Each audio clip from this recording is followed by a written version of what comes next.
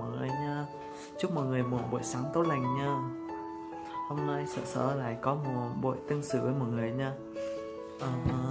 Có nhiều bạn hỏi Sở là tại sao Sở lại không dùng cái tài khoản mà Mong Vlog kia nha.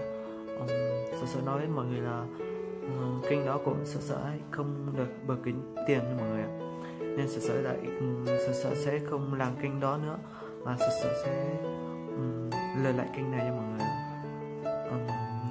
Nhưng mà tại vì mình đam mê YouTube mà mọi người đó, nên mình bắt buộc mình phải làm lại luôn ạ. Tại vì nghề YouTuber là nghề mà Sở đam mê luôn mọi người. Sở ước mơ là sau này mình có thể bật được kiếm tiền từ kênh của mình nha. Nếu có thể bật được kiếm tiền từ kênh của mình thì Sở rất là vui và rất cảm ơn các bạn rất nhiều đó. Nhưng tại vì có mọi người mình mới có thể kiếm tiền được mọi người ơi. Nhưng mà kênh của Sở hiện tại là chưa đủ điều kiện để kiếm tiền mọi người, tại vì ít người xem, với lại chưa đủ giờ xem nha mọi người ơi. Tại Sở cũng lập kênh này từ tháng 10 2019 rồi mọi người.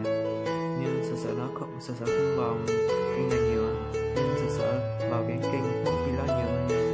Nên bây giờ Sở không dùng kênh đó nữa, nên Sở mới làm video để đăng lên kênh này nha mọi người. Từ nay trở đi Sở sẽ hoạt động trên kênh này nha, còn kênh kia thì Sở không dùng nữa nha mọi người ạ. Nếu ai yêu quý Sở thì có thể đăng ký cho Sở nha, để ủng hộ Sở nha. Sở cũng rất là cảm ơn các bạn nha. Nhưng có một điều là kênh của mình á, mình mới đăng video không nhiều nên chưa có nhiều lượt xem nha mọi người ơi. Nếu bạn nào theo dõi kênh của Sở từ Mong Vlog thì chắc mọi người cũng đã biết mình rồi đó.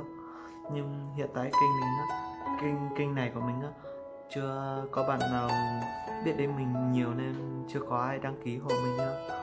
Nếu bạn nào yêu quý mình thì có thể để lại mình một lời đăng ký cũng được, một like cũng được, hoặc là chỉ lượt xem thôi, không cần đăng ký cũng được mọi người ạ.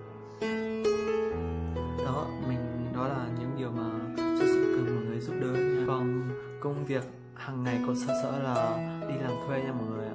Đó, với lại gia đình của Sở cũng khó khăn nha mọi người. Sở phải đi làm, Sở không được đi học như mọi người kia này. Sở phải đi làm sớm nha mọi người ạ. Đi làm thuê á, hơi sớm từ lúc 17 tuổi luôn mọi người ạ. Đó, nên cuộc sống của Sở cũng rất chi là khó khăn. Với lại bố của Sở mất từ Sở từ rất nhỏ mọi người. Nên bây giờ Sở là con thứ nhất, nên Sở cũng phải đi làm để có tiền giúp mẹ nha mọi người ơi. Nên Sở không có điều kiện để đi học này, đi chơi nè như mọi người kia nha mọi người ạ. Đó là những điều mà Sở muốn chia sẻ. Thôi mình tâm sự với mọi người cũng rất lâu rồi, nên mình phải dừng lại video của mình tại đây thôi, tại mình cũng có nhiều việc nữa nha.